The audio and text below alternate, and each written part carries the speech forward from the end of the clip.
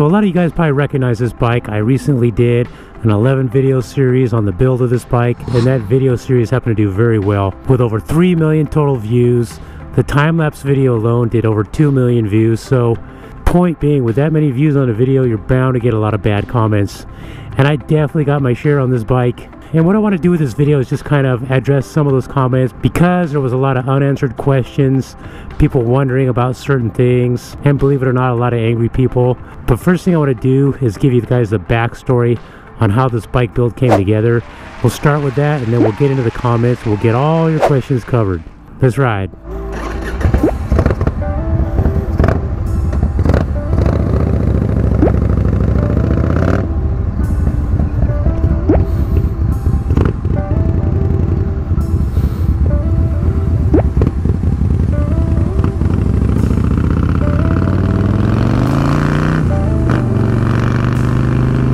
So first off, let me tell you a bit about this bike. It was built from a 1997 FatBoy that I had bought and custom built over 15 years ago.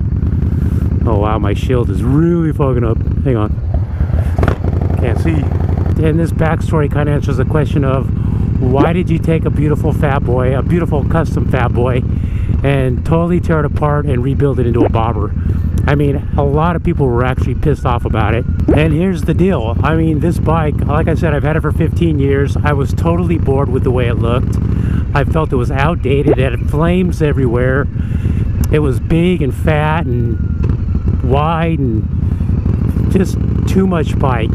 And, you know, it was a bike that I owned. I wasn't going to go out and buy another bike to do the build. I wanted to change my bike. For about 6 years, I was actually bored with the bike.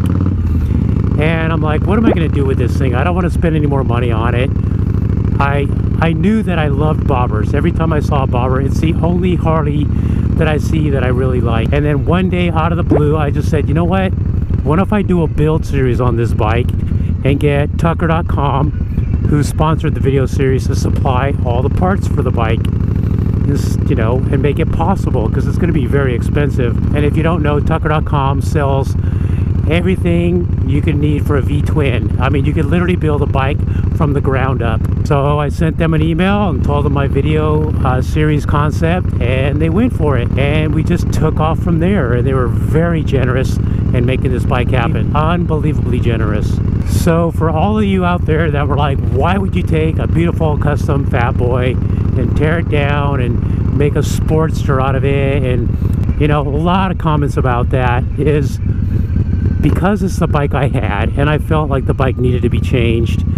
And it's really as simple as that. I mean, I didn't think the bike was that great when I tore it down. All the chrome that was on it was, you know, kind of beat up and had flames in it, and to me, the flames are just kind of played out. The $1,500 custom paint job and custom tank and fenders were kind of banged up from just years of abuse. The bike was not in greatest shape as you think, you know? So in a nutshell, that's why I took a custom FatBoy and changed it into a bobber. Now, another thing I got a lot in the comments was, that bike's not even a bobber. One guy was actually said, it's an insult to bobbers for me to call this bike a bobber. And I'm like, wow, really?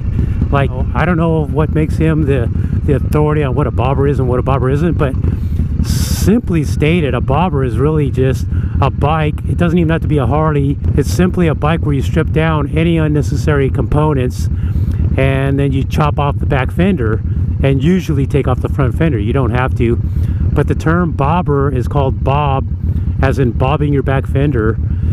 A lot of the people thought this bike's not a bobber because it's a soft tail, which means it has suspension, and a lot of bobbers are classically rigids or hardtails, but that doesn't say that a bobber has to be a hardtail.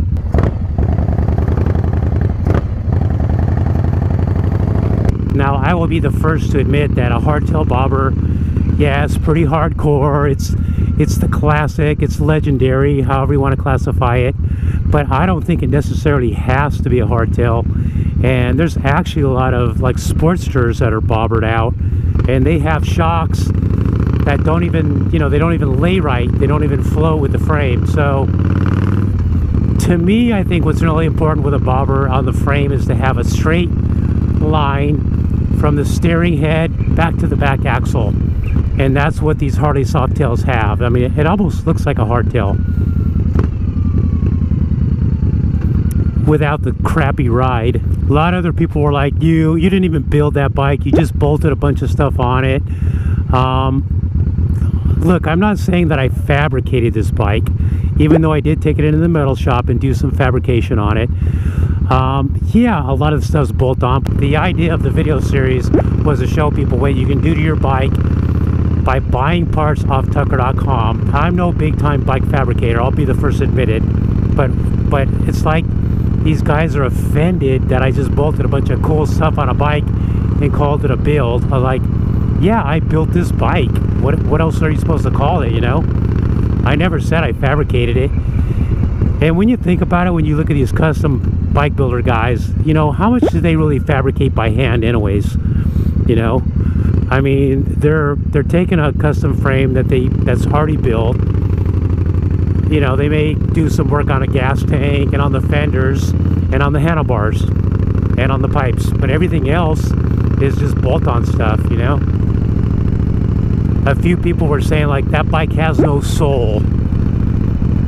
To me, if you buy a bike off the showroom floor and it's bone stock from the factory, I think it lacks soul because it doesn't have your personal character done to it yet.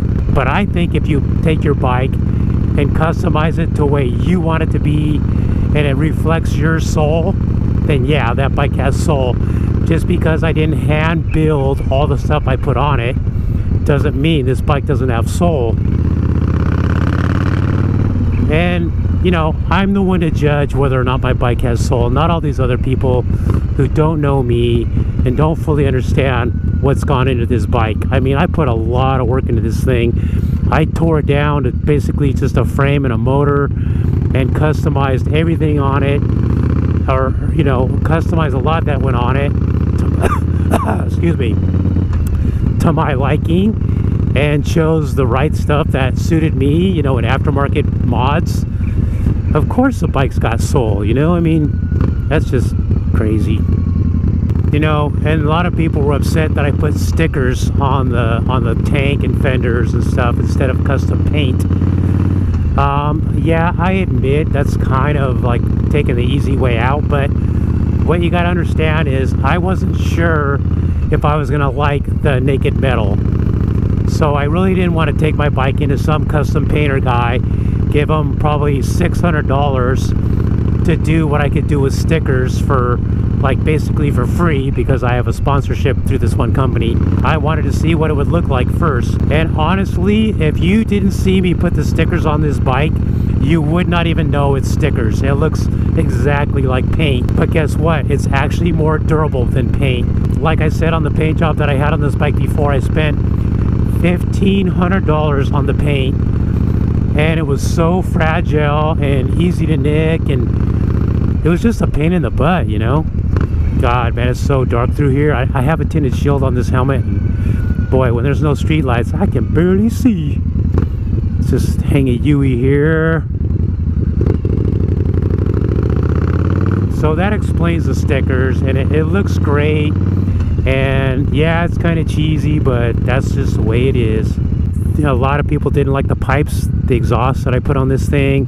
I'll admit it's a little bit unusual for a bobber, but you know, that's usually why people don't like things, because they're not used to seeing it. And this is a new style pipe from Vance and Hines they just came out with, called Grenades. And I don't know if I love them, but they were my #1 choice at the time, and I'll probably change them later down the road, maybe not. But you know, you guys got to remember, I'm building this bike for me. You know, what agrees with me, not what agrees with other people. You know, I'm never going to please everybody in my bike builds. And believe it or not, one of the biggest active comments on my video was because I wore a full face helmet, you know, while I was riding the bobber. And yeah, I'll admit, it's not the classic helmet, you know, for bobbers. A 3/4 helmet is, you know, an open face helmet is what we're used to seeing. It's kind of like the classic way to go. But I just really value my safety, and I value my face. And if you know, you crash on your face in a 3/4 helmet, you're going to be looking pretty bad. I honestly didn't even think that much about it. I really don't even have a 3/4 helmet to wear.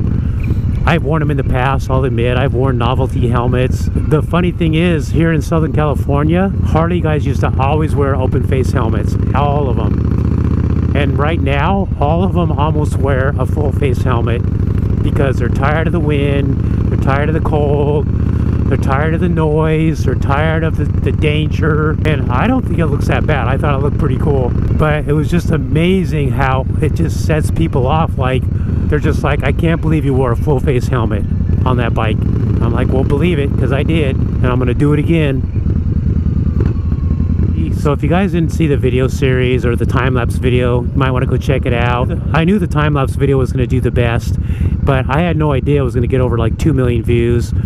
It has about 1.4 million on YouTube, and then a couple of Facebook trending pages have shared it. So it's going really good, man. I'm stoked. I'm so stoked that I'm building another bobber. If you haven't seen the video series, it just started. It's a Japanese inline 4 bobber, a Honda CB650. And I'm actually, you know, got sucked into the whole bike build and giveaway thing. So I'm giving that bobber away. So if you want to qualify to win that bike, just go to patreon.com/motopilot. Check it out. All the information is there. And I want to keep these bike builds going. I want to keep doing them. I want to keep building the bikes and giving them away to you guys. And, you know, depending on the success of this build I'm doing right now, that'll determine if I can keep on doing it. But that's up to you guys. My main message for this video is I just don't understand why people gotta be so mean and so vocal and, you know, like personal attacks on me and the bike. And when you don't even know me, it's not your bike, so what do you care what it looks like? You know, yeah, I put myself out there on YouTube and I expose myself. But why does that give people the green light just to be, you know, mean and, you know, just not to be good people? Like, you don't have to be a jerk just because you can. And to me, I think it's just a bad reflection on mankind in general. You know, I see a lot on YouTube that I don't agree with, but if it's not a personal attack on me, I just move on, man. I'm not going to say something bad, because when you leave a bad comment, it only reflects poorly on you. So think about that next time you're about to hit that keyboard and unleash a bunch of hate.